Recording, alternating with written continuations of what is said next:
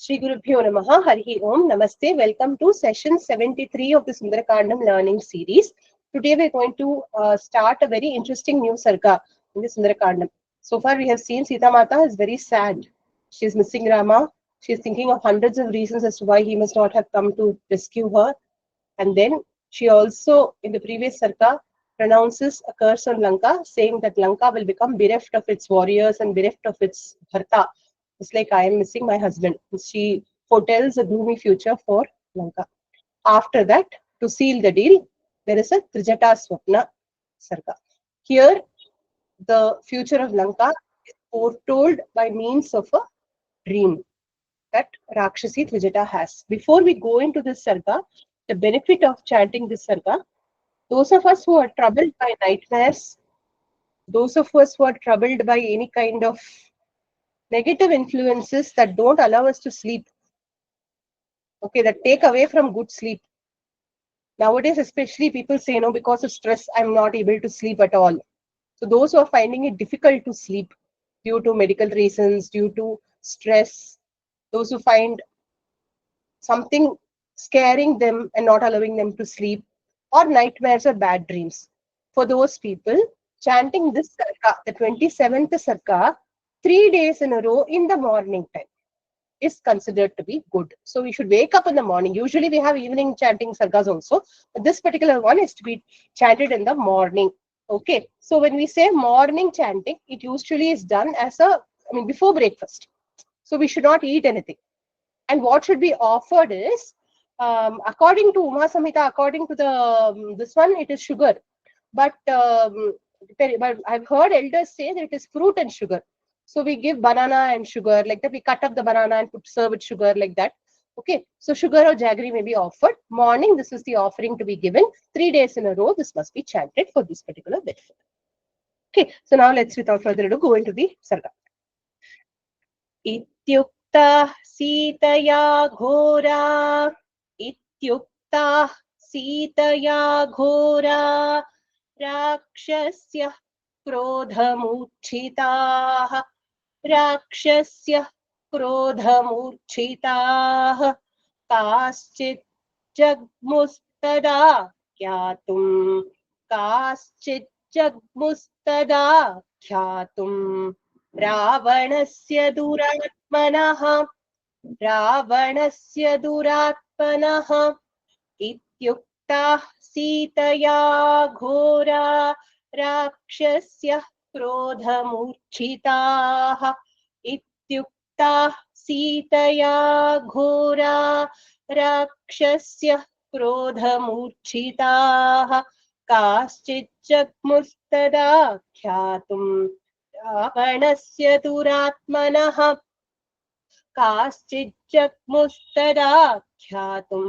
Ravanasya Duratmanaha. Ityukta Sitaya Ghora. Rakshasya Krodhamurchitaah. Kaschit Jagmustada Kyatum. Ravanasya Duratmanaha. Okay, let's see the meaning. Jagmuhu is the verb. They left. So we must remember that in the 21st Sarga, Ravana stopped off telling the Rakshasis that they must now convince Sita Mata using Samadhana, Bheda and Danda. So 22nd Sarga, he told like this. And then 23rd Sarga, you see them trying to convince sweetly. 24th, they threaten. Correct? So after this, she reverts, right? I mean, she talks back, right? And then she is now very depressed. She says, why am I even alive here? So hearing her words, Jagmuhu, they went away. Where did they go? To report to Ravana. What is happening? Sitaya iti uktaha. Sitaya, by Sita. Iti uktaha. Those Rakshasis who were thus spoken to by Sita Mata. Okay. Saying that she's going to give up her life, saying that she will not, her husband is capable of vanquishing with a single arrow the entire Lanka, and how Lanka will become bereft of its Bharta and things like that. Say, hearing all these words, Rakshasyaha, the Rakshasis, of the Rakshasis, Rakshasis, Ghoram Krodhamurchitaha Kaschit. Some of them became extremely angry. Krodhamurchitaha means they were overwhelmed with anger. kaschit, some of them. Tat tarasvinaha, that those swift ones, Ravanasya akyatum jagmuhu. To tell all this to Ravana, they swiftly left the place. Okay, so they wanted to tell Ravana that Sita Mata is not agreeing to their words. So this is the meaning of this particular shloka.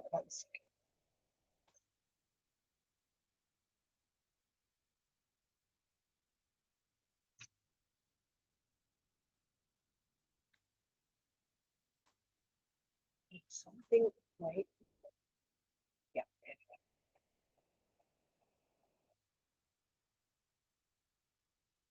Presentation is not using. Maybe my network is slow. ततः सीतामुपागम्य ततः सीतामुपागम्य राक्षस्यो घोरदर्शनाः पुनः परुषमेकार्थम्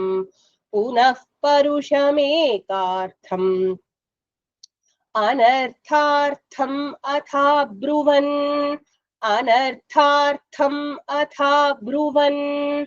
ततः सीतामुपागम्य राक्षस्यो घोरदर्शनाः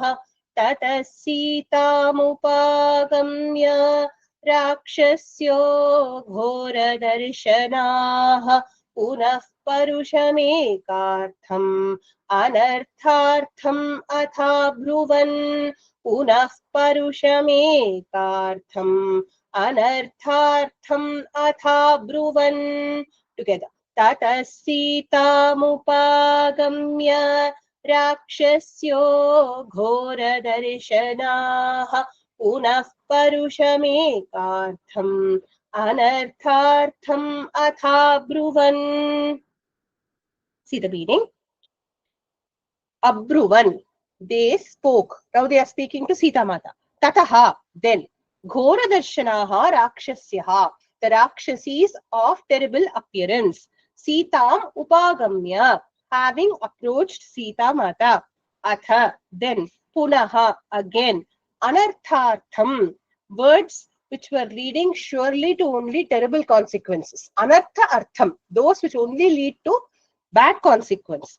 Ekartham parusham abruvan. Ekartham, one thing only. Marry Ravana, marry Ravana. Ekartham parusham, terrible. Abruvan, spoke. Parusham, vachanam, we have to understand. It's implied. Okay. So they spoke terrible words which only carried bad consequences that conveyed only one meaning.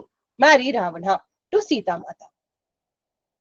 Adyedanim tavanarye अद्येदानीं तवानार्ये सीते पापविनिश्चये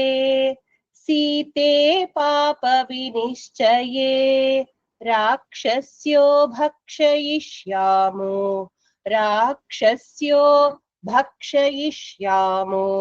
मांसमेतत् यथा सुखं मांसमेतत्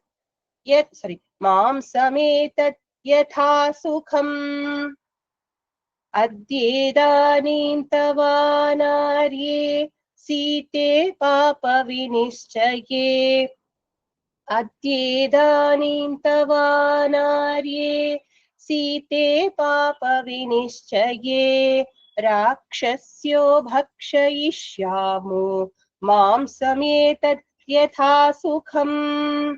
राक्षस्यो भक्षयिष्यामो मांसमेतत् यथा सुखम्. Together. अद्येदानीं तवानार्ये सीते पापविनिश्चये राक्षस्यो भक्षयिष्यामो मांसमेतत् यथा सुखम्. Okay. So, bhakshayishyamaha, we will eat. Again, back to the same thing, we will eat you up. Anarye, these are the horrible words with which they are addressing Sita Mata. Anarya means one who is not noble at all. Look who is talking. Anarya, they are the Anaryaha. But they are calling Sita Mata Anarye. Oh, ignoble lady. Papa nishchaye Site. Oh, one who is determined to commit papa. This shows how when someone's moral compass is completely adharmic, they do not even perceive dharma when it happens right under their noses, when it is there right under their noses. To them, even dharma appears viparita. Okay, in Bhagavad Gita it will come. Yaya dharmam adharmam cha karyam cha akaryam eva cha bandham moksham cha yaveti buddhi sa partha satviki. That is satviki buddhi. That will know the difference between dharma and adharma. Whereas tamasi buddhi is a one that will completely, reverse dharma and adharma. It will say whatever is adharma is only dharma and whatever is dharma is only adharma. So this shows complete ignorance mode in which the Rakshasis are operating. So, hey Papa Vinishchaye, oh one who is determined to commit Papa, Adya, today, Idanim, now only, Tava etat mamsam, your this flesh, Rakshasyaha, Vayam, we Rakshasis, Yatha Sukam Bhakshishyamaha, we will eat you up because you're not listening to us, we will eat you up. Okay. How dramatically Valmiki Maharishi is carrying forth the dialogues also we must see, because it is so horrible to hear this that immediately Trijata pipes up. Okay, if such a horrible statement weren't made, Trijata may have not even conveyed her dream to the others. But when she heard such horrible words coming from the others' mouths, she felt she had to talk. So she talks. Sitam tabhiranaryaabhihi सीतां ताभिरनार्याभिर्दृष्ट्वा सन्तर्जिता तदा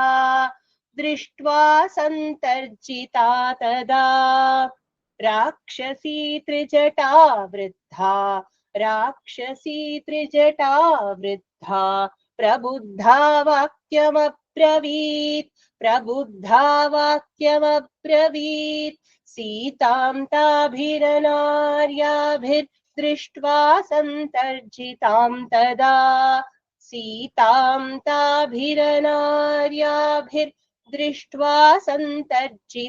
तदा राक्षसी त्रिजटा वृद्धा प्रबुद्धा वाक्यमब्रवीत् राक्षसी त्रिजटा वृद्धा प्रबुद्धा वाक्यमब्रवीत्. Together. सीतां ताभिरनार्याभिर्दृष्ट्वा सन्तर्जितां तदा राक्षसी त्रिजटा वृद्धा प्रबुद्धा वाक्यमब्रवीत्. She spoke. Tada, then. Anaryabihi tabihi. By those who are indeed ignoble. Now, even Valmiki Maharishi, after reporting the fact that they called an Anarye, couldn't contain himself. He uses the adjective Anaryaha to describe the Rakshasis. He says, those ignoble Rakshasis, then tabihi, by those ignoble Rakshasis, tabihi, by them, santarjitam sitam, the threatened Sita, drishtva, having seen. So having seen Sita Mata being constantly persecuted and threatened by the ignoble, horrible Rakshasis. Okay. Prabuddha Vriddha. Prabuddha means one who has just woken up. Vriddha means old. We will just understand the word Vriddha in a little while. Having just woken up, old, Rakshasi Trijata. The Rakshasi by name Trijata. Idam Vakyam Abravit spoke these words. Okay. So having heard Sita Mata being threatened, Trijata just woke up from her sleep and immediately piped up. Now the adjective used for Trijata is Vriddha. Vriddha need not necessarily mean only old in terms of age. Tilaka in his commentary says, Dharma Jnana Yoga Vayobihi Vriddha. One who is Vriddha or matured in the sense of Dharma Jnana, knowledge of Dharma, and Yoga Vaya. Okay, she is a mature yogi, such a person. Okay, not just one who is old in age. Here in the context of Trijata, I must make one thing clear. Entirety of Valmiki Ramayana does not mention her as daughter of Vibhishana. Other texts, later versions of Ramayana, mention her as daughter of Vibhishana. Okay, from that we can infer that Trijata was not really very old. Okay, she must have been Sita Mata's age or a little older maybe. But her adjective of Vriddha being used for her refers to her maturity in terms of understanding dharma and the fact that she is a sattvic person as is shown later. Okay, so she now spoke. So this is the context.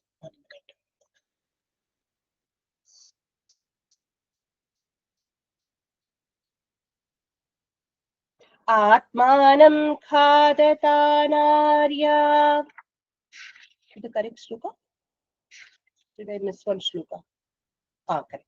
Atmanam khadata narya न सीतां भक्षयिष्यथ न सीतां भक्षयिष्यथ जनकस्य सुतामिष्टां जनकस्य सुतामिष्टां स्नुषां दशरथस्य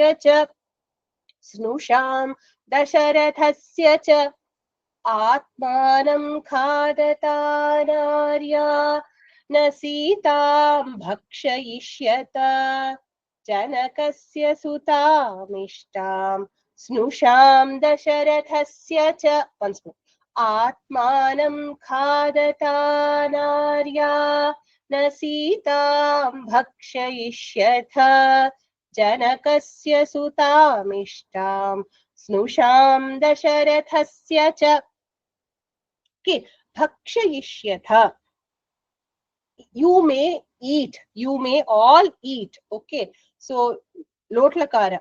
May you all eat. Okay. Bhakshayishyatha. So, anaryaha.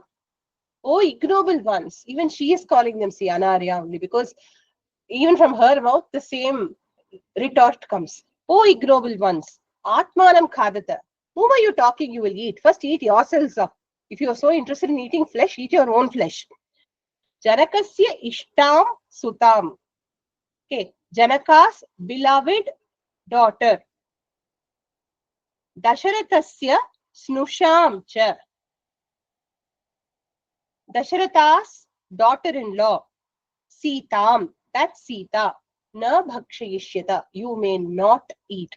Okay, so the verb actually is na bhakshayishyata. You may not eat Sita Mata, who is the beloved daughter of Janaka and the beloved daughter-in-law of Dasharatha. If you want to eat anyone, eat yourselves. Swap. I hope the meaning is clear, right?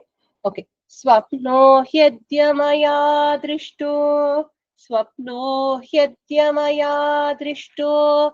Daruno roma harshanaha. दारुणो रोमहर्षणः राक्षसानामभावाय भर्तृरस्याजयाय च स्वप्नो ह्यद्यमया दृष्टो दारुणो रोमहर्षणः स्वप्नो ह्यद्यमया दृष्टो दारुणो रोमहर्षणः राक्षसानामभावाय भर्तृरस्याजयाय च राक्षसानामभावाय भर्तृरस्याजयाय च. Together once more. Swapno hyadyamaya drishto daruno romaharshanaha rakshasanam bhavaya bhartrasya jayaya cha. Okay. Maya drishtaha asti. I have seen. What have I seen? Adya. Today. Darunaha. Terrible. Romaharshanaha, that which causes horripilations, your hair to stand up on end. Swapnaha, dream. Rakshasanam, abhavaya, for the destruction of Rakshasas. Asyaha bhartruhu, jayaya, her husband's victory. Maya drishtaha, I have seen such a swapna.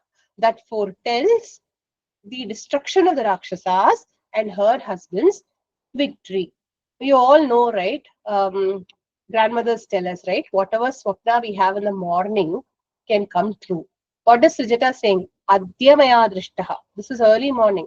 She has just had the dream. Fresh of the dream, she's just woken up. She's prabuddha. We saw no, in the previous shloka. Just woken up and she's telling the dream.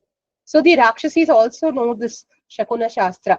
They know that what is the and Swapna interpretation of dreams. So they also now are curious to know what is the Swapna. Evamukta स्त्रिजटया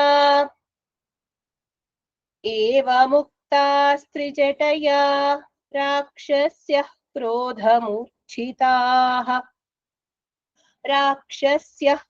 क्रोधमुच्छिताः सर्वा एवाब्रुवन् भीताः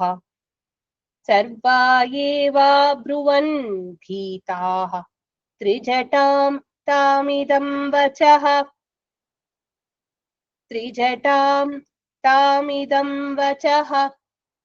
एवमुक्तास्त्रिजटया राक्षस्य क्रोधमुच्छिताः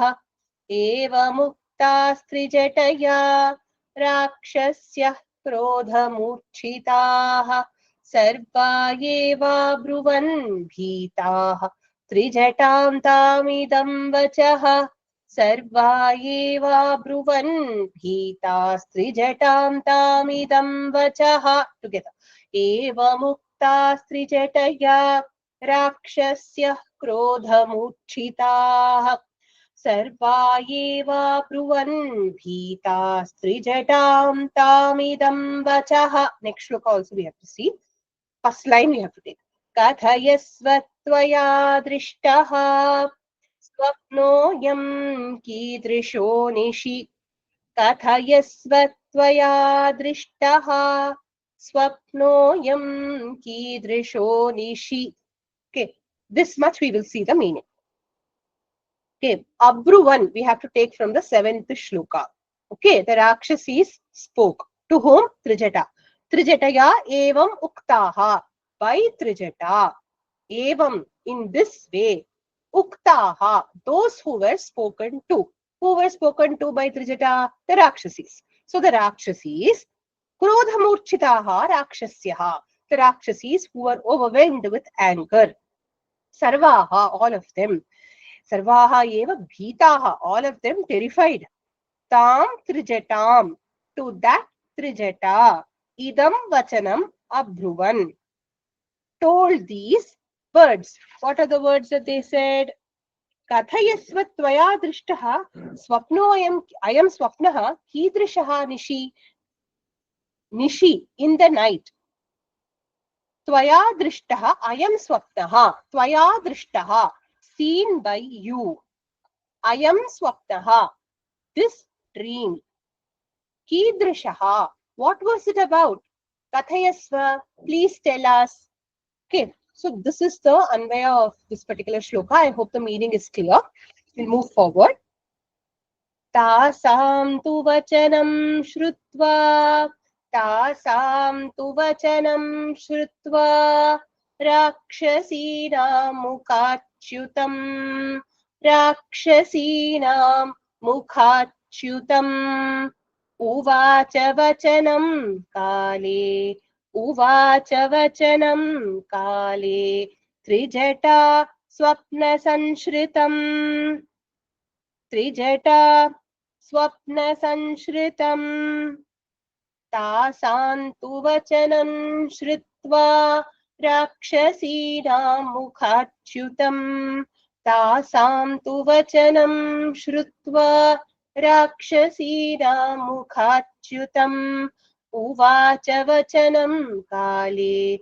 Trijata swapna sanshritam. Uvacha vachanam kale. Trijata swapna sanshritam. Together. Tasam tu vachanam shrutva. Rakshasina mukhachutam. Uvacha vachanam kale. Trijata swapna samshritam. Okay, so uvacha spoke. What did they speak? Tasam rakshasinam, of those rakshasis. Sorry, of those rakshasis. Mukhat chutanam, mukhat chutam vachanam shrutva. Mukhat means from the mouth. Chutam means fallen. Vachanam means words. Shrutva, having heard. So having heard the words spoken by these rakshasis, Trijata, Kale. Kale here means Pratah Kale, early in the morning. Swapna Samshritam, regarding the dream. Vachanam Uvacha, spoke words. What does it mean? Having heard the Rakshasi's entreaties that she share her dream with them, Trijata in the morning proceeded to recount whatever happened in the dream to them.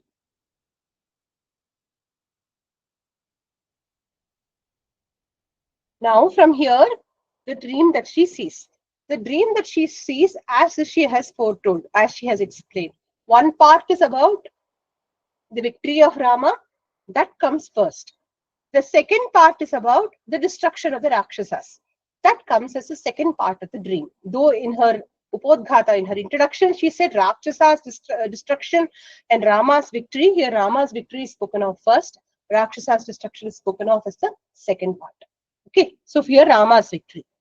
Gajadantamayim divyam, Gajadantamayim divyam, Shibikam antarikshagam, Shibikam antarikshagam, Yuktam hamsa sahasrena, Yuktam hamsa sahasrena, Swayamasthaye Raghavah, Swayamasthaye Raghavah, Gajadantamayim divyam, Shibikam antarikshagam, Gajadantamayim divyam, Shibikam antarikshagam, Yuktam hamsa sahasrena, Swayamasthaye Raghavah,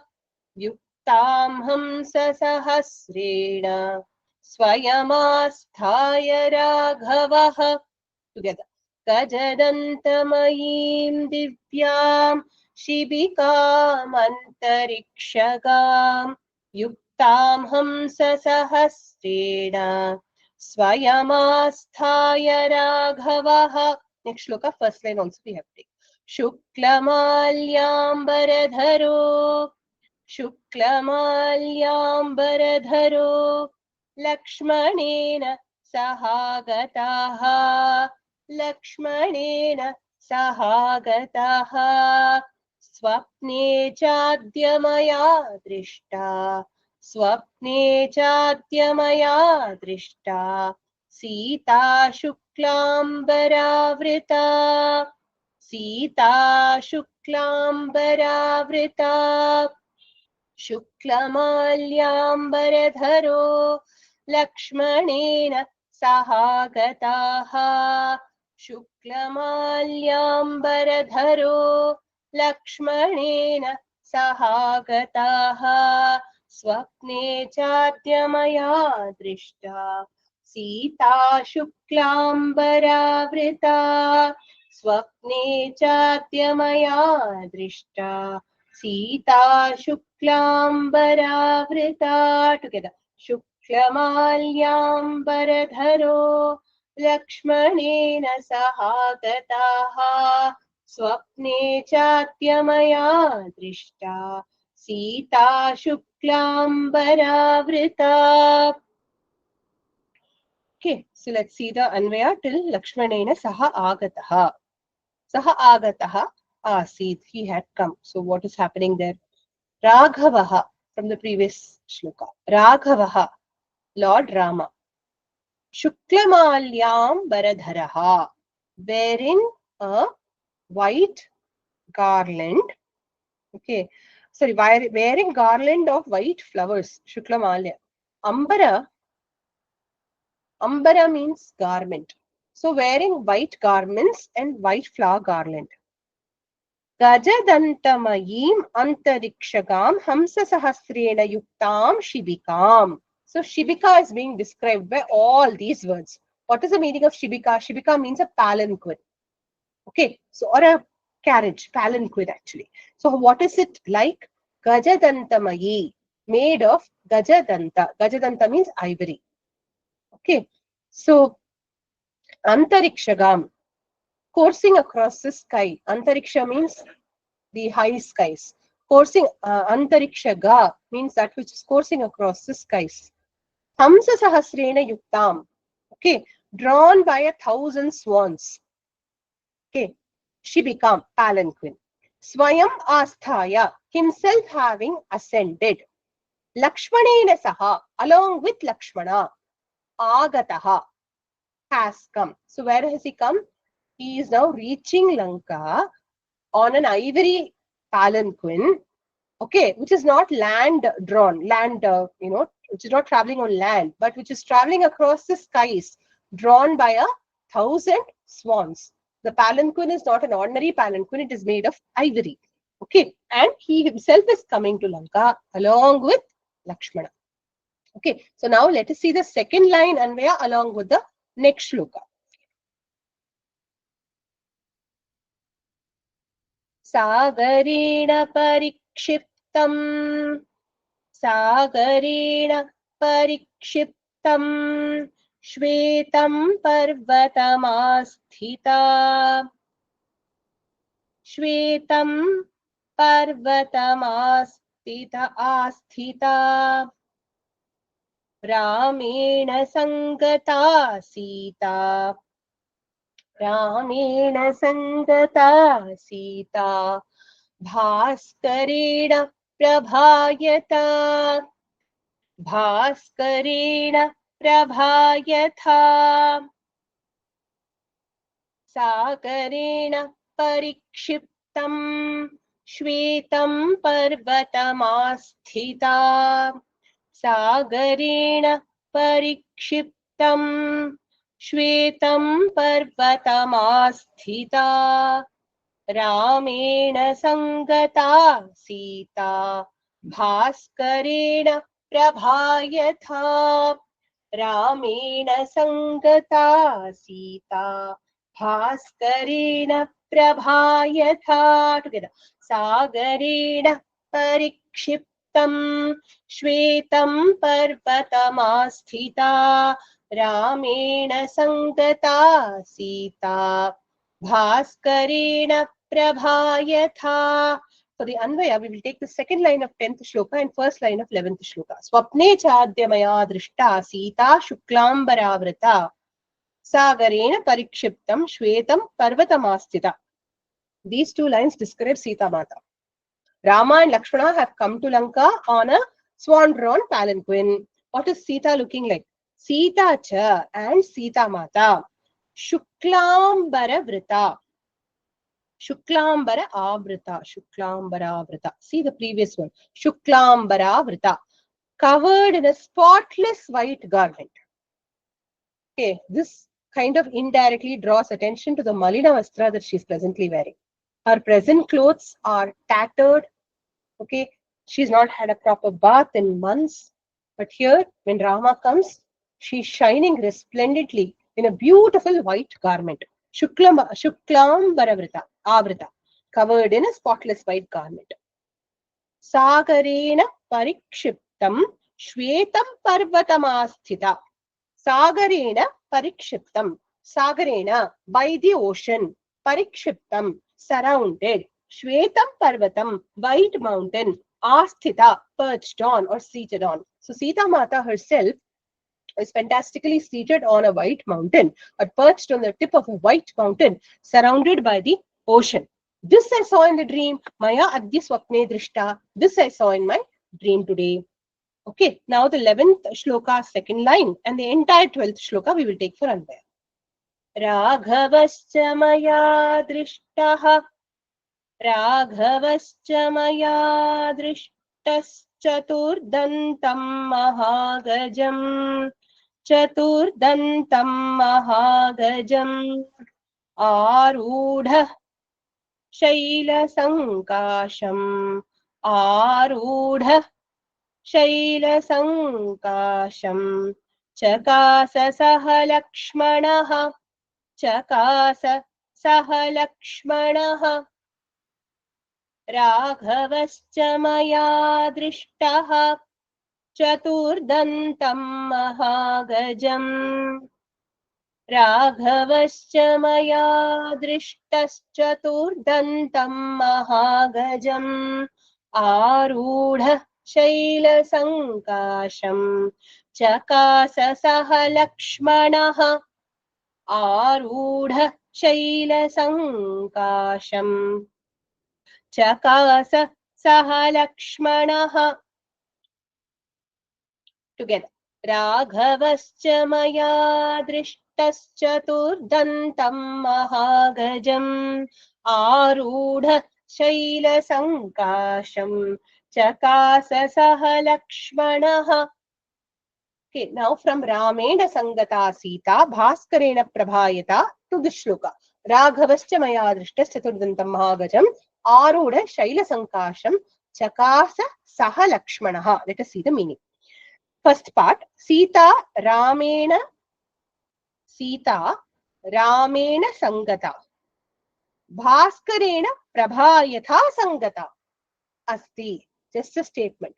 Sita Ramena Sangata along with Rama is like Bhaskarena Prabhayata, like the light is always irreparably associated, or irreparably, that's not the correct word, is intrinsically associated with the sun. Okay, so basically, the property of the sun is light, correct? Like how we cannot separate light from the sun, in Nyaya there is a word for it called Samavaya. Samavaya means co-inherence.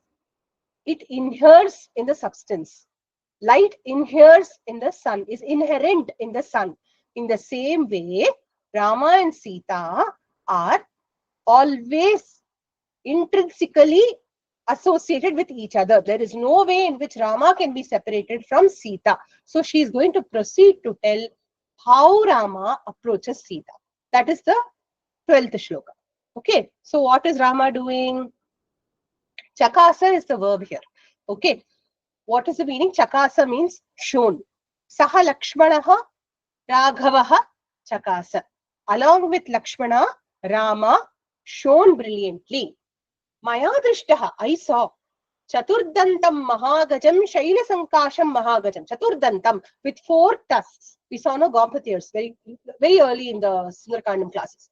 Mahagajam, massive elephant. Shaila Sankasham, equal to a mountain in size. Arudaha, having climbed on, along with Lakshmana, Rama glowed. So here, Rama, we must imagine in our mind's eye, the sequence of the swapna is like this. Rama came in the palanquin drawn by 1,000 swans. And then magically before him appears a massive white elephant. He climbs onto the elephant. Sita Mata, meanwhile, remember, is on top of the white mountain, surrounded by the seas, waiting for Rama to descend to Lanka. And he is coming down in that elephant. Okay, so that is why Rama and Lakshmana are glowing on the elephant. Any questions on this? Is it clear to people, the sequence of the dream? There is a, all things in our Sanatana Dharma, Swapna is also well analyzed. Dreams are also well analyzed, right? So, Arohanam, Govrisha Kunjaranam, climbing oxen, bull, Kunjara, elephant. So, climbing these, you will see that soon even bulls will come, oxen will also come. So, climbing onto these, Prasada, palaces, Shaila Agra, tips of the mountain. We just saw Sita Mata is seated on the top of the white mountain. Okay, Vanaspatinam, also on top of trees. What does it mean? Dhruvam Arthalabhadam is certain to lead to fulfillment of your purpose. Here the purpose is Rama being reunited with Sita. No, all these indicators you will find have come in Trijata's dream. Okay, so thereby she comes, thereby is this one. Shiromani Tikakara, Sagarena Sita. Words were used in 11th and 12th. No, see, I forgot to go into that. Sagarena Parikshittam Parvatam Asthita. We saw no the previous shloka. There, Shiromani Tikakara says, Bhashakara says, Kshira Sagarena Parikshittam. Surrounded by the ocean of milk. Who is surrounded by the ocean of milk?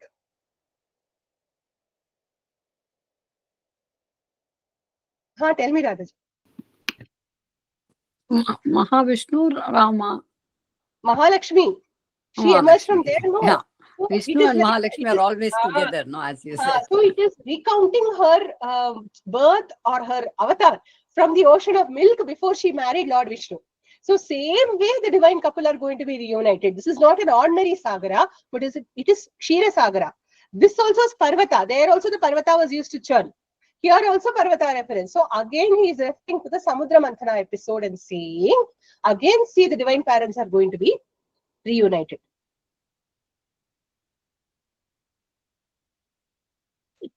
Okay, so we'll move forward to the next shloka.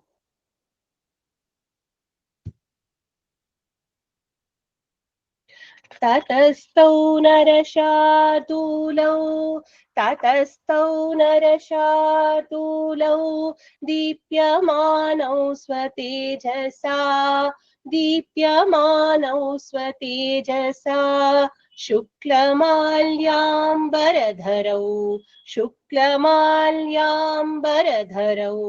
जानकीं पर्युपस्थितौ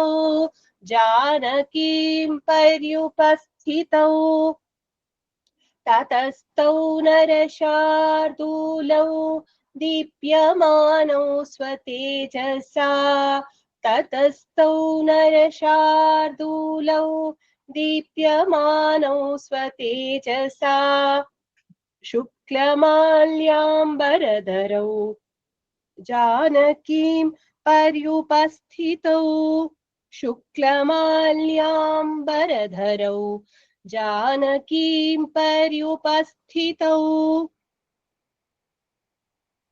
together ततस्तौ नरशार्दूलौ दीप्यमानौ स्वतेजसा शुक्लमाल्याम्बरधरौ जानकीं पर्युपस्थितौ.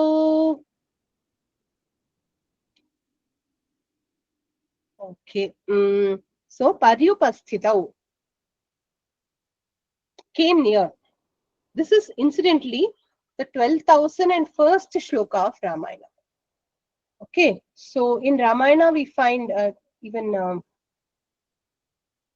Tatho Ravana Nitaya was the beginning of one other third shloka. This one is also a third shloka.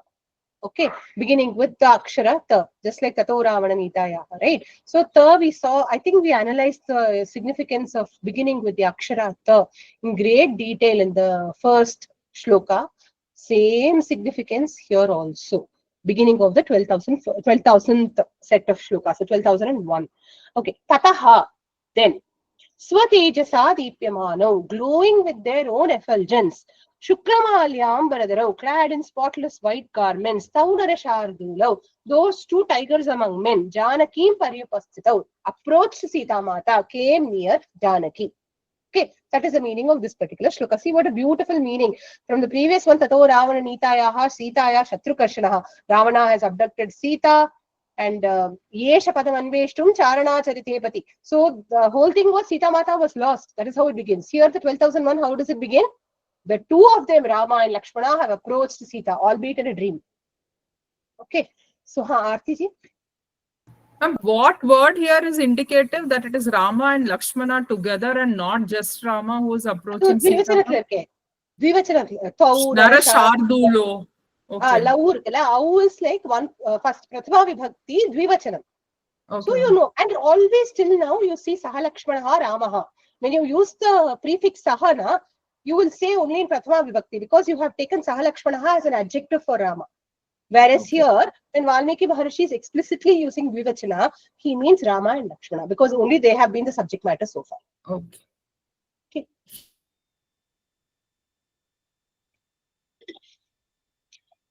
Okay, so next shloka. ततस्तस्य नगस्याग्रे ह्याकाशस्थस्य दन्तिनाः भर्त्रा परिगृहीतस्य Janaki स्कन्धमाश्रिता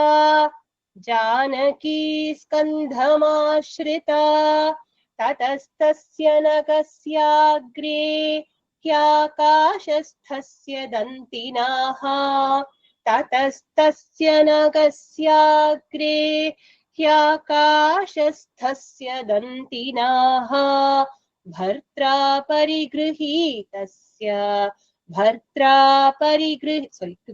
भर्त्रा प्रतिगृहीतस्य Janaki स्कन्धमाश्रिता once more भर्त्रा परिगृहीतस्य Janaki स्कन्धमाश्रिता together ततस्तस्य नगस्याग्रे ह्याकाशस्थस्य दन्तिनाः भर्त्रा परिगृहीतस्य Janaki स्कन्धमाश्रिता. So now see on the top of the mountain, Sita Mata is waiting for them. Rama and Lakshmana have come close to her. Tataha, then. Janaki Sita Mata, Tasya Nagasya Agre. That mountains in front of her. Okay, on the mountain. Bhartra Parigrihitasya Akashasthasya Dantinaha. Bhartra means husband. Bhartra, Tritiya Vibhakti, by her husband. Parigrihitasya, that which was held firmly. Akashasthasya, situated in the sky. Akashasthasya, situated in the sky. Dantinaha, that which has teeth. Reference to the elephant in the previous shloka. Dantinaha, elephants. Of the elephant. This is also in Sashti Vibhakti. Dantin, Danti. Okay, then Dantinaha is Sashti Vibhakti. Skandham Ashrita. She climbed onto the back. So Rama and Lakshmana, who came near her on that massive elephant, okay, came close enough for her to grasp onto the back of the elephant and climb up. Okay. Bhartrirangkat samutpatya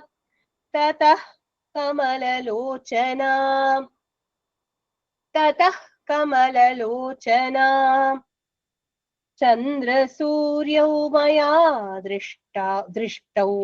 चन्द्रसूर्यौ मया दृष्टौ पाणिना परिमार्जति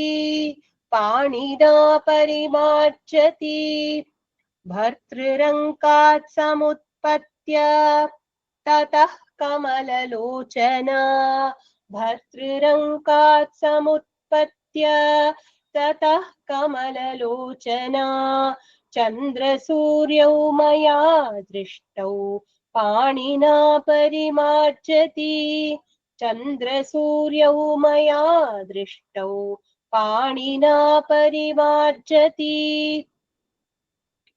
Together. भर्तृरङ्कात् समुत्पत्य ततः कमललोचना चन्द्रसूर्यौ मया दृष्टौ पाणिना परिमार्जति. Again. भर्तृरङ्कात् समुत्पत्य ततः कमललोचना चन्द्रसूर्यौ मया दृष्टौ पाणिना परिमार्जति. Harika ji, you had a question? Ma'am, is it bhartu or bhartru? Rukara is there, ma'am? Bhartruranka, because bharturankat, bhartuhu, bhartruhu. How would I chant? Bharturankat, Bharturankat. You are right. Bharturankat. Because it's Shashti Vibhakti. Bhartuhu Ankat. From Bharta's lap. So it is Shashti. You're right. I'll just chant that whole shloka again. Bharturankat samutpatya. Again. Bharturankat samutpatya. Tatah kamalalochana. Chandrasuryau maya drishtau. Panina parimarjati. So maya drishta. I saw. What did I see? Tataha. Then. Kamalalochana. The lotus-eyed one. Okay, indirect reference to Sita Mata only, right? The Sita's one mentioned, see, Kamalalochana, one with lotus eyes. Bhartuhu Ankat, from her husband's lap. Samutpatya, leaping off. Panina, with her hands. Chandra Suryau, Parimarjati. Chandra and Surya, Parimarjati, caressing, holding. Maya Drishtau, I saw. Okay, so I saw the sun and the moon being held by her after she leapt off from her husband's lap. You may wonder what is the sambandha. I mean, she's just reunited with Rama and Lakshmana instead of sitting and talking with them. It's a dream, right? So things happen in a very graphic way. So there's a lot of symbolism in Sita Mata leaping off Rama's lap and grasping the sun and the moon in her hands. Again, Swapna Nyaya tells us, Aditya Mandalam Vapi Chandramandalameva va swapne grinati hastabhyam mahadrajyam samapuyat. A large kingdom will be obtained by one who in his dream caresses or catches hold of the sun and the moon. So the symbolism behind seeing somebody catching hold of the sun and the moon means they will soon obtain a very large kingdom. Okay, true to that, it happens, right? And so this is what she sees in the dream. The significance that she is going to acquire a very large kingdom soon.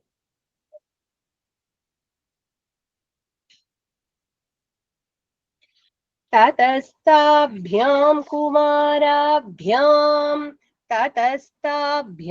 kumarabhyam asthitah sa gajottamah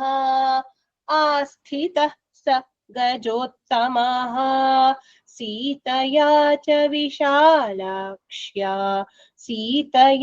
च विशालाक्ष्या लङ्कायाः उपरि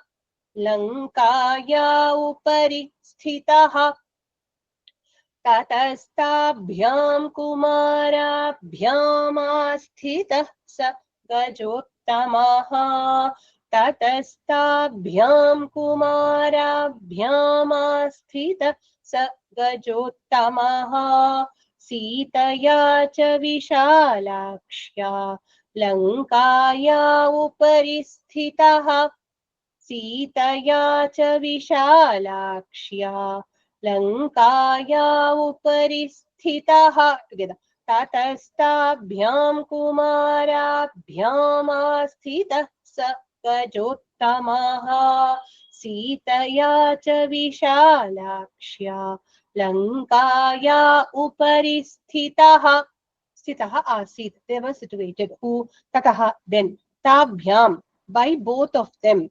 Kumarabhyam, by both the princes. Vishalakshya Sitaya cha, by the large-eyed Sita also. Asthitaha saha Gajottamaha. Gajottamaha, the supreme among the elephants. Asthitaha saha, that which was held by these three people. Lankayaha uparistitaha, the elephant came to stand on top of the city of Lanka. Okay, so the large, beautiful Uttama Gaja came to stand on top of the Lanka. What was it like? It was the one that was held by Rama, Lakshmana and Sita. That Gaja came and stood on top of Lanka.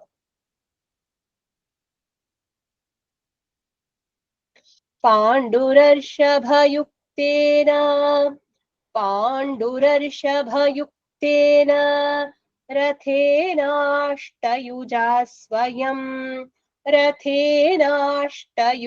स्वयं इहोपयातः काकुत्स्थः इहोपयातः काकुत्स्थः सीतालक्ष्मणसंयुतः सीतालक्ष्मणसंयुतः. Don't say samyutah, संयुतः. पाण्डुरर्षभयुक्तेन रथेनाष्टयुजा स्वयं पाण्डुरर्षभयुक्तेन रथेनाष्टयुजा स्वयं इहोपयातः काकुत्स्थः सीतालक्ष्मणसंयुतः इहोपयातः काकुत्स्थः सीतालक्ष्मणसंयुतः. Together.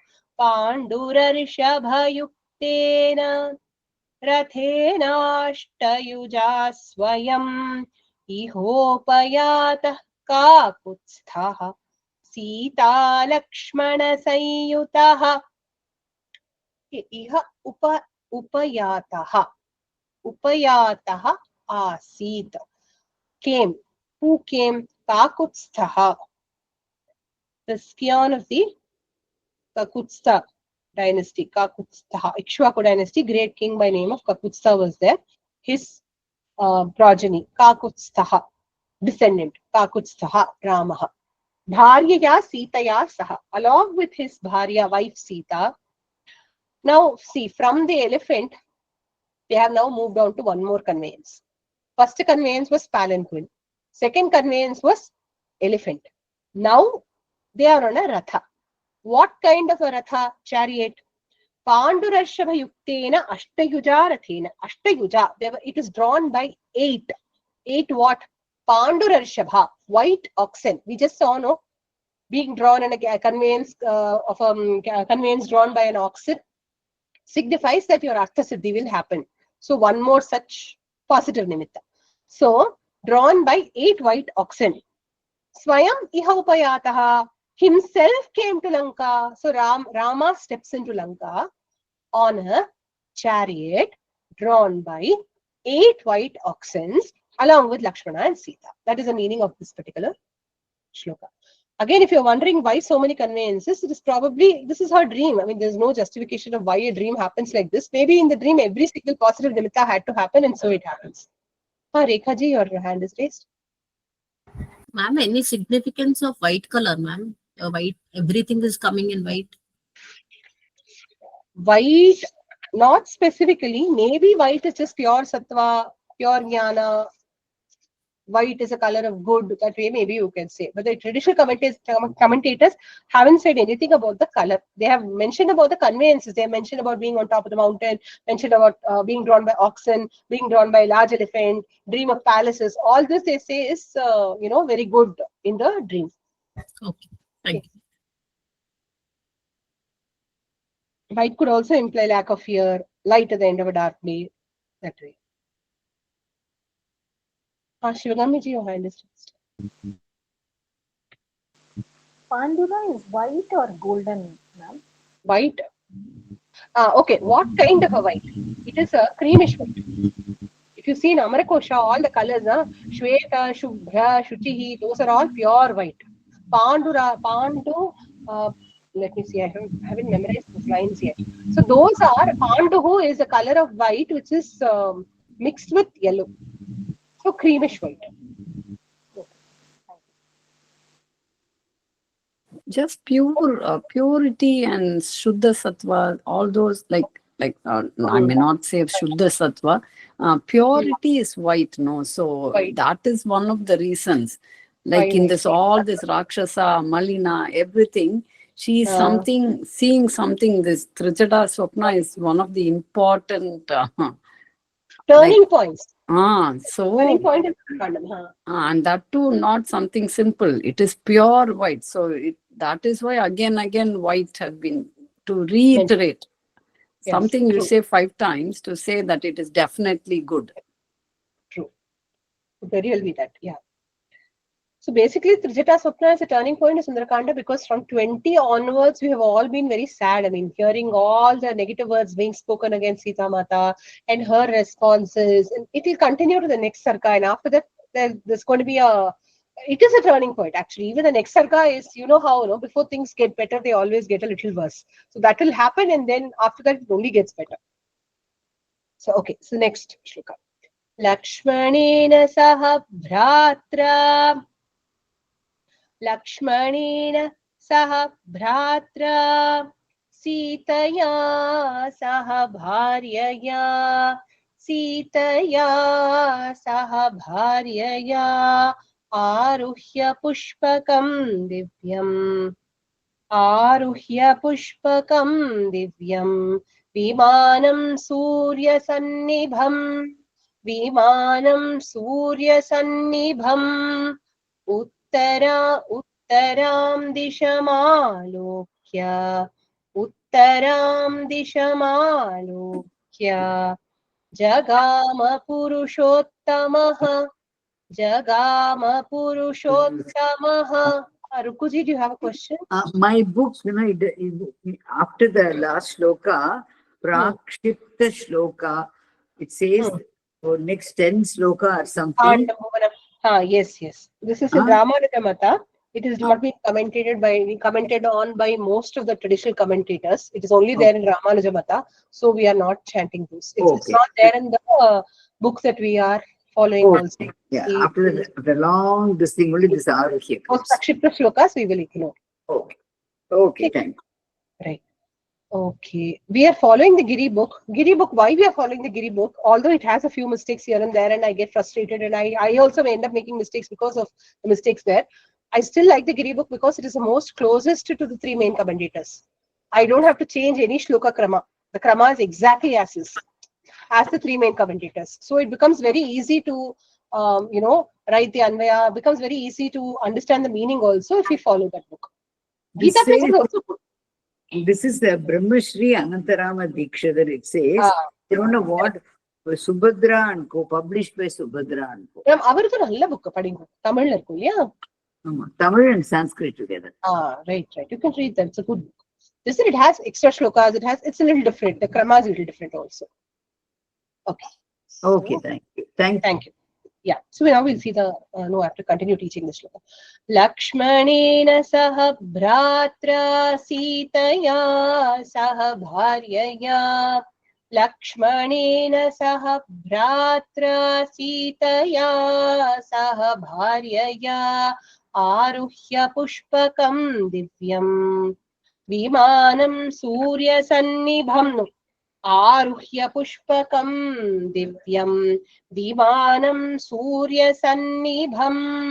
Uttaram dishamalokya.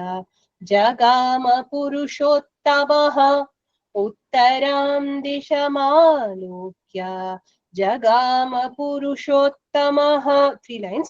Lakshmanena saha bhratra sitaya saha bharyaya. Aruhya pushpakam divyam. Vimanam surya sannibham. Uttaram dishamalokya. Jagama purushottamah. Jagama, he went. Okay, so now again one more new vehicle. Viryavan Purushottamaha, the brave, supreme among men, Bhratra Lakshmanena, along with his brother Lakshmana, Sitaya Saha, along with Sita Mata, Divyam, divine, Surya Sannibham, equal to the sun in its luster and glory, Pushpakam Vimanam, the Pushpaka Vimana. We saw the detailed description of Pushpaka Vimana in Sarga 7 and 8. Remember that Pushpaka Vimana. Aruhya, having climbed. Uttaram Disham, in the northern direction. Alokya, seeing. Jagama. Uttaram Disham is Dvitiya Vibhakti. So to the northern direction, looking. Alokya, Jagama, he went. So this is actually as it happened. When the war is over and Rama leaves for back to Ayodhya, he goes on the Pushpaka Vimana in the northern direction. So this part of her dream comes literally true.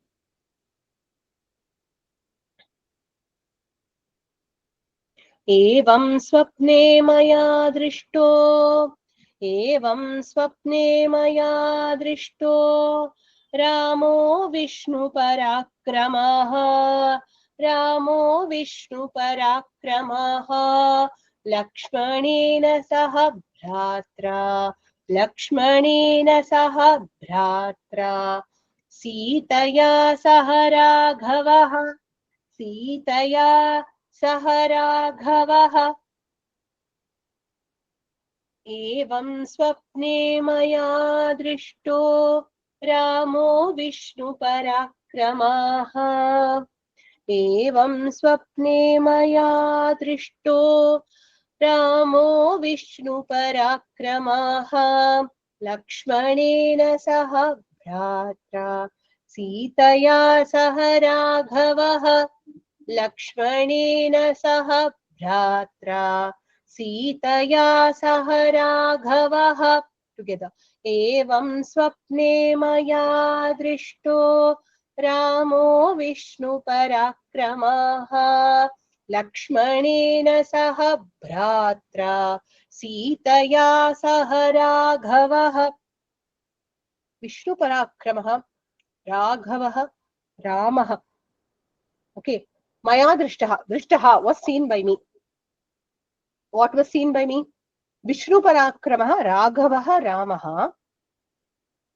Raghavaha, belonging to the lineage of Raghu, the great king Raghu's dynasty he belonged to. Rama. Bhratra Lakshmanena, with his brother Lakshmana. Sitaya saha, with Sita Mata. Swapne, in my dream. Eva maya drishtaha, in this way I saw. Now we will take the word Vishnu Parakramaha and try to understand it.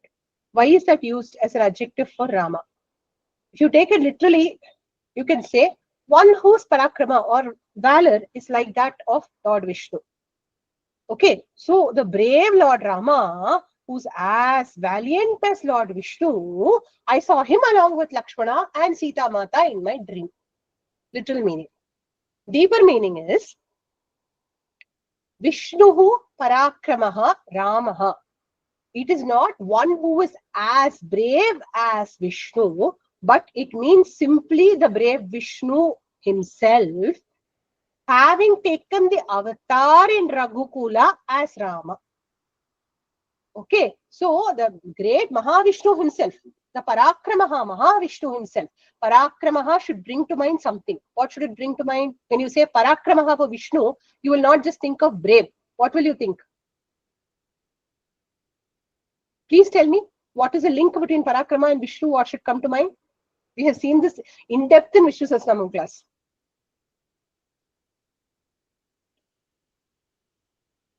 Narsimha Avatar, ma'am. No. But you're thinking right. It's an avatar. Which one? Me sollu, Krama. Parashuram. Huh? Parashurama. Parashuram. No, I clue for you. Krama. Vamana. Vamana Apro. Vamana became? Trivikrama. So Parakrama, Krama itself means Gati Krama. We saw in the commentary to Vishnu Sahasranamam, see, one whose Gati, Krama, Vikrama, Parakrama, these namas when we saw in Vishnu Sahasranamam, we didn't just understand them simply as being brave or courageous, but we took it to mean one who has taken a special step, Vikramaha, special step, Parakramaha, one who has taken a superseding step. Those are references to Trivikrama form of Lord Vamana. Who is that? Lord Vishnu. So that Lord Vishnu who once took an avatar as Trivikrama, he has now taken an avatar in Raghukula as Raghava Rama. That Rama I saw in my dream. So look at the blessing to be able to get the Lord in your dream and to be able to recognize the true nature of the Lord. It is just seeing the Lord in the dream is one part of it, but seeing that he is Sakshat Mahavishnu, she is truly blessed. And that too in whose mind? A Rakshasi's mind. Unless even she has done tremendous amounts of punya, she would not have got Lord Rama, Lakshmana, Sita in this way in her dream.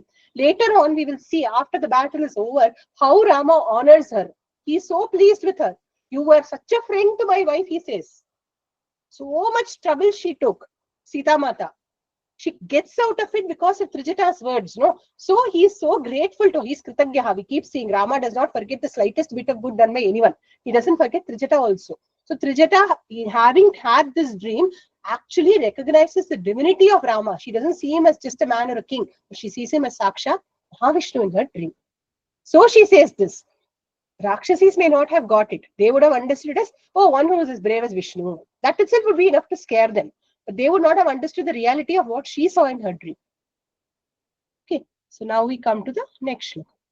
Nahi Ramo Mahatejaha, Nahi Ramo Mahatejaha, Shakyo Jetum Suraihi, Shakyo Jetum Suraihi, Rakshasairvapi Chanyairva, Rakshasairvapi Chanyairva, Swargah Papajanairiva, Swargah Papajanaiриva, Nahi Ramo Mahatejaha, Shakyo Jetum Suraihi, Nahi Ramo Mahatejaha, Shakyo Jetum Suraihi, Rakshasairvapi Chanyairva, Swargah Papajanairiva, Rakshasairvapi Chanyairva, Swargah Papajanairiva. Together. Nahi Ramo Mahatejaha, Shakyo Jetum Suraihi, Rakshasairvapi Chanyairva, Swargah Papajanairiva. So, na shakyaha asti. It is not possible. What is not possible? It is not possible to win over Rama. To give this, she gives one comparison. Let us understand. Mahatejaha Ramaha. The effulgent, supremely effulgent Rama, Suraihi, Rakshasaihi, Vapi, Anyaihi, Va. Suraihi, by Suras, Devas.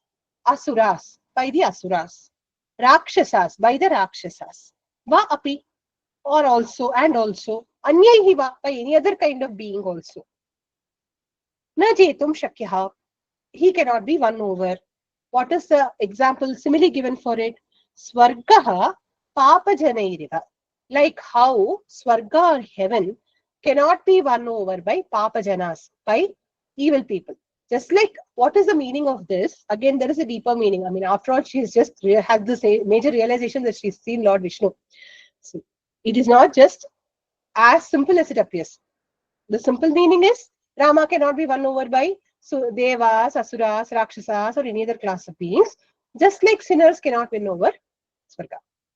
Deeper meaning is, one who has committed a lot of sins will never be able to earn Swarga for himself. Correct? This is called Iha Amutra Phala. Amutra means what? After my death, where will I go? People want Swarga. So those who want Swarga do Punya Karma, thinking that they want to attain Swargaloka. But we all know Swargaloka Vasa is temporary. After Swargaloka Vasa, we have to come Kshine Punye, Martya Lokam Vishanti. Bhagavad Gita says. After the Punya is over and you enjoy your spell in Swargaloka, the hole will open up under your chair in the AC room and the chair will sink straight to the land of men. And from Swargaloka, you would have made your grand whoosh of an exit and entered Martya Loka. Martya Loka, world of men. Martya, mortals, those who die. Okay, Martya. We are all Martyas. We are all people who die, mortals. Okay, the word mortal in English came from Martya. Martya means those who die. Okay, so this is the fate. Just like that, Swarga cannot be won by Papa, people who do papis. Same way, Rama, the greatly effulgent one, cannot be defeated by Asura, Rakshasas, and everything. How does it, and every other kind of person? What does it mean? The supreme. Just like even let alone Swargaloka achievement, which cannot happen for people who are papis, where is Brahmagyana Prapti? The Parabrahman's knowledge, Mahavishnu's knowledge can be attained not by Suras, not by Devas, not by Asuras, not by Rakshasas. Unless you are extremely deserving, you will not get knowledge of the Lord. Okay, so that Lord cannot be won over, cannot be understood. He is agochara. He is beyond the Indriyas. He is beyond our sense of perception. He is beyond our understanding. Even Devas cannot understand him fully. Even the Vedas cannot understand him fully. But he is a subject matter of the Vedas. Okay, and he is the supreme goal to whom we all try to win over, or we all try to attain. So how can this Ravana, who is such a papi, he won't even get Swargaloka? How will he get the Lord? Is the implication of this particular shloka. I hope the meaning is clear.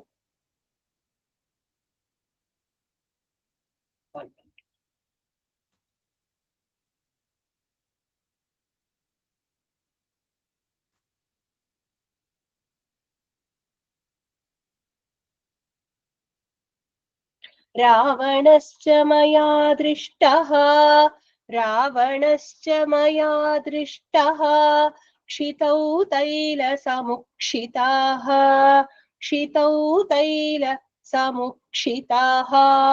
रक्तवासाः पिबन्मत्तः रक्तवासाः पिबन्मत्तः करवीरकृतस्रजः करवीरकृतस्रजः रावणश्च मया दृष्टः क्षितौ तैलसमुक्षिताः रावणश्च मया दृष्टः क्षितौ तैलसमुक्षिताः रक्तवासाः पिबन्मत्तः करवीरकृतस्रजः रक्तवासाः पिबन्मत्तः करवीरकृतस्रजः together रावणश्च मया दृष्टः क्षितौ तैलसमुक्षिताः रक्तवासाः पिबन्मत्तः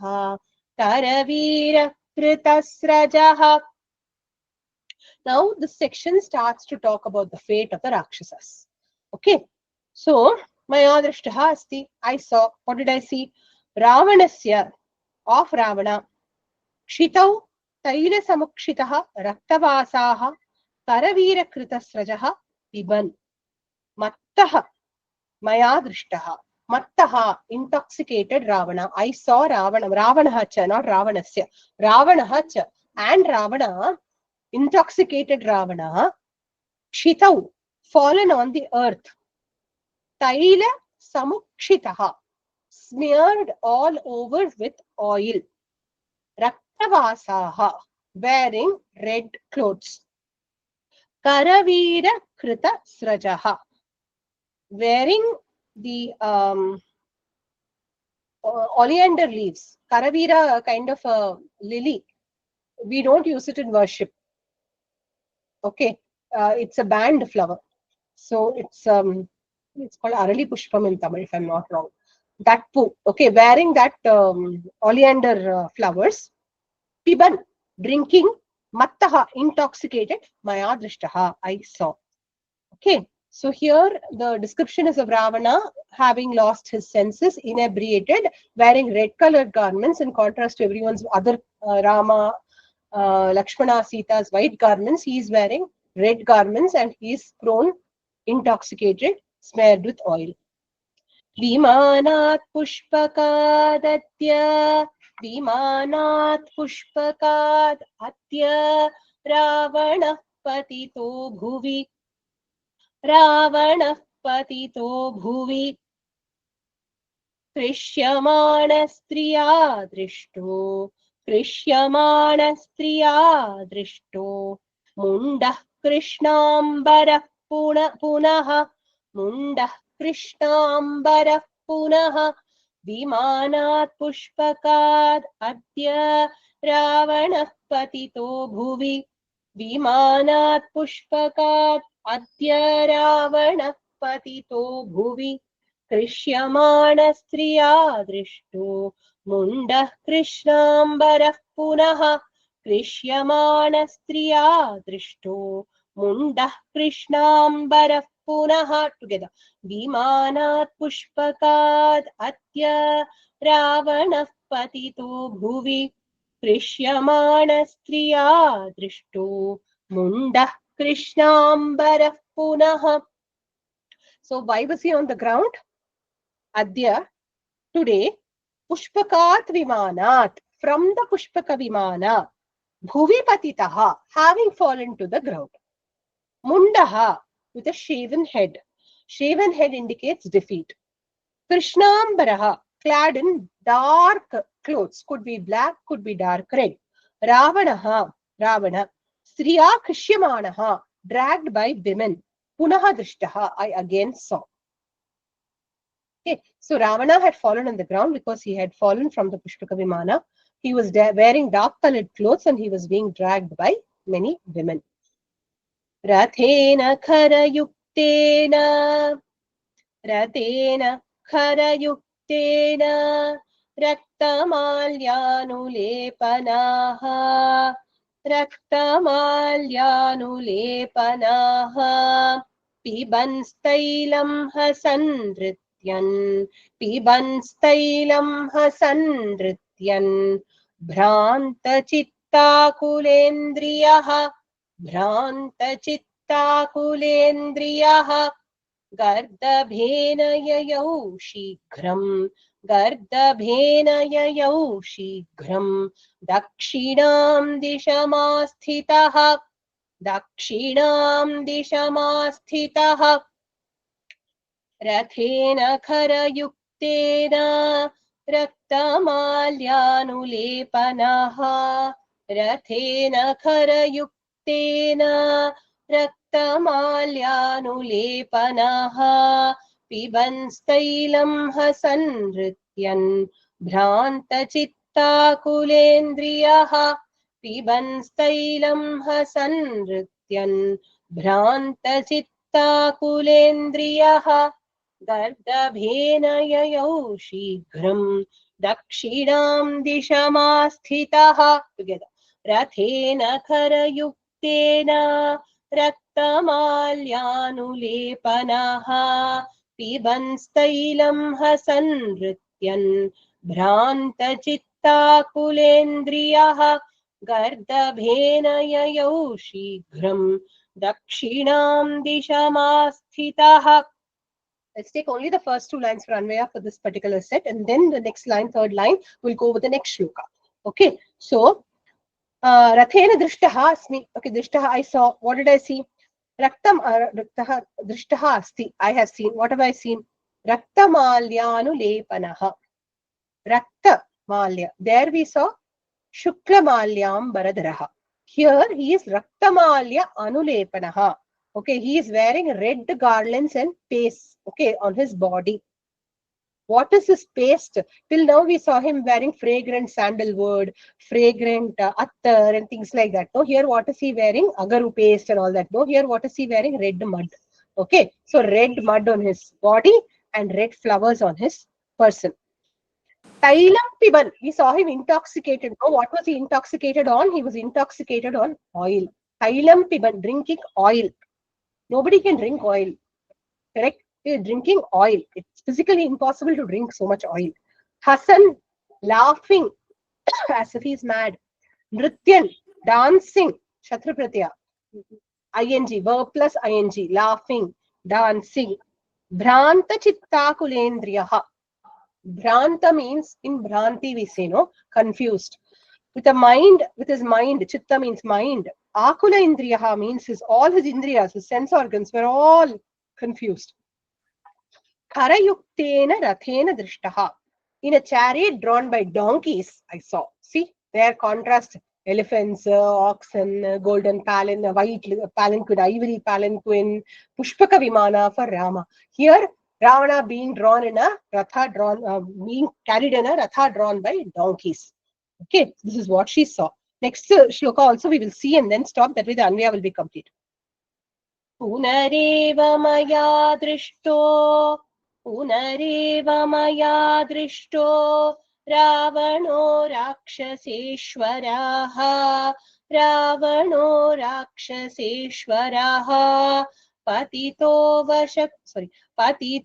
Vakshira Bhumau Patito Vakshira Bhumau Gardabhat Bhayamohitaha Punareva maya drishto Ravano Rakshaseshwaraha Punareva maya drishto Ravano Rakshaseshwaraha Patito Vakshira Bhumau Gardabhat Bhayamohitaha Patito Vakshira Bhumau Gardabhat Bhayamohitaha. So let's see what she's seen. Punaneva Drishtaha, I again saw. What did she see? Dakshinam Disham Asthitaha, towards the southern direction. Remember, south is the direction of Yama. Okay, so that means she's foretelling his death. Okay, so towards the direction of the south. Asthitaha Gardabhena, Asthitaha situated. Gardabhena, by the donkey. Shighram Yayau, being drawn fast. Rakshaseshwaraha Ravanaha, the one who's a mighty king of the Rakshasas, that Ravana, Bhayamohitaha. He was scared. It's just the donkey dragging him so fast. See how the mighty fall. Okay, so Ravana, scared by merely the donkey pulling him, Gardabhat, from the donkey, Avakshiraha, with his head bent downward, essentially topsy-turvy. Patitaha, he fell even from the chariot. First, Pushpaka Vimana Chutaha, then dragged by women, put onto a donkey-drawn chariot. Donkey went fast, Ravana got scared, fell off from the donkey chariot also. Okay, Maya Punareva Drishtaha, this also I saw. So now she is building terror in the minds of the Rakshasis by recounting all these facts, all these things that she has seen in the dream, that he actually bent topsy-turvy and fell on his head from just a chariot drawn by a donkey, our mighty king Ravana. So with this we will stop.